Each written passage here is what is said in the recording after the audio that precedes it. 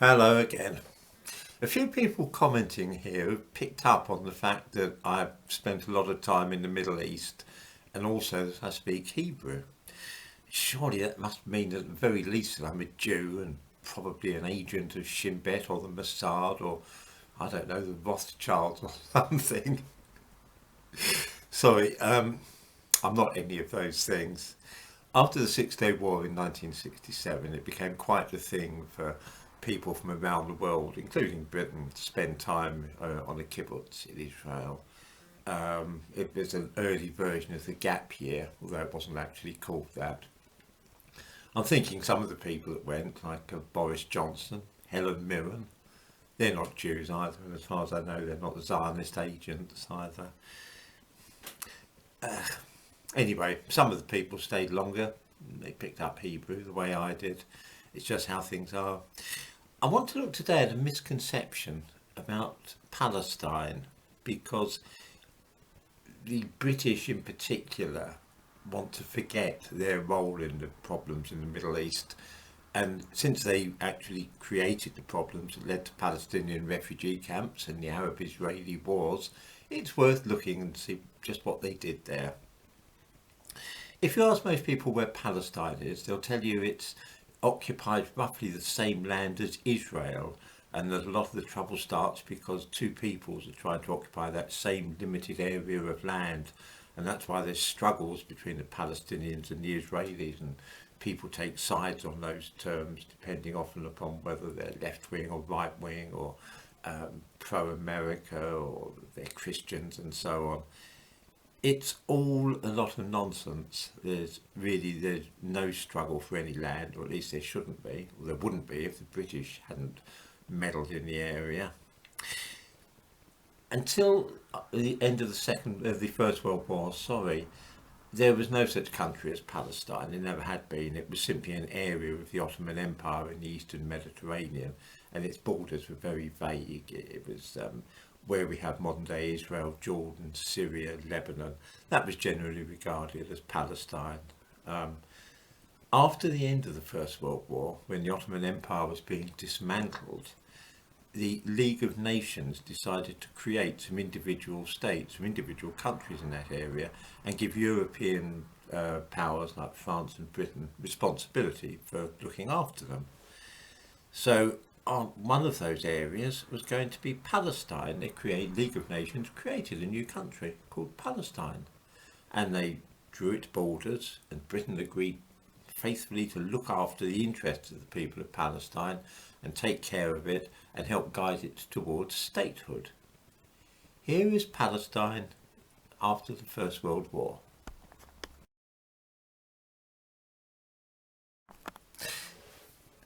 Straight away, when looking at this map, something strikes us. And we look at this huge new country of Palestine. It's much bigger than the modern day state of Israel, about 5 times the size. Most of it's desert. There's plenty of room for as many Arabs and Jews as want to live there. There's no crush for space. No one needs to be stealing each other's land or anything. There's masses of room. So what happened to it all? Who stole 80% of Palestine? Look again at the map and see what you think. Did the Jews seize it? I mean, where did it go? It seems to have vanished. 80% of Palestine is missing. Who's got it? During the First World War, the British, with Lawrence of Arabia, I'm sure that we've heard of him, managed to enlist the aid of some Arabs to fight against the Ottomans, not because the British particularly cared about the nationalist Arab aspirations of the Arabs, but they were useful idiots, they were useful people to have on side. So we promised the Arabs all sorts of wonderful things, and Lawrence of Arabia helped blow up Turkish troop trains and all the rest of it. Okay, after the end of the war, some of those people, the Hashemites for example, were the custodians of the holy places in Mecca during the war and for generations before. They ended up getting chased out of Mecca by the Wahhabis, the present day Saudi family.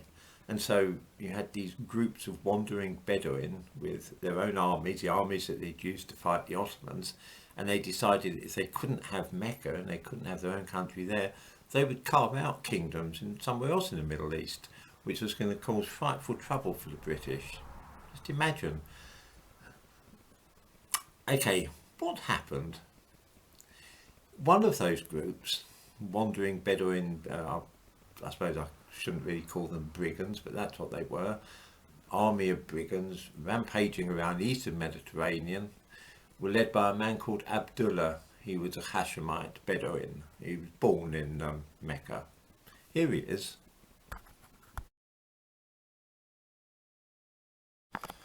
With their usual knack of turning their problems into triumphs, the British decided that rather than let Abdullah rage around and take whatever he wanted, they would set him up with his own country, and that way they would have an ally in the eastern Mediterranean, which would be very useful. So all they did was decide to give Abdullah 80% of Palestine. They just chopped it off, roughly where the River Jordan runs now, and right the way through the middle of the Negev, and they handed it over to Abdullah and said, there you go, it's a new country, we'll call it Transjordan because it's mostly to the east of the Jordan. And that's what happened to 80% of Palestine. The British gave it away to a man who had never been to Palestine in his life, was born in Mecca, had no connections whatsoever with the country. And that's how Transjordan was formed. Later on, of course, Abdullah grabbed another great chunk of Palestine, what some people call the West Bank, and some of us call Judea and Samaria. And then he declared himself king, and renamed his country Jordan. The Palestinians were furiously angry with Abdullah for this, and in the end he was assassinated in the Al-Aqsa Mosque in Jerusalem. You can still see where one of the bullets struck a pillar there. Anyway, the Hashemites were very unpopular with the Palestinians. No one liked seeing the whole chunk of their land stolen, but we'll go into that on another occasion. The next time that you hear about Palestine, remember you're not talking about the area of Israel, which you can see here. You're actually talking about the area here, which is Mandate Palestine. Had the British not stolen 80% of Palestine like this and given it to a wandering bunch of Bedouin bandits to whom they owed a favour, then there would probably be no Arab-Israeli wars, no Palestinian refugee camps, no trouble at all. There would have been room for everybody, and a lot of trouble would have been avoided. I mean, those things are all legacies of Britain's imperial policy in that part of the world.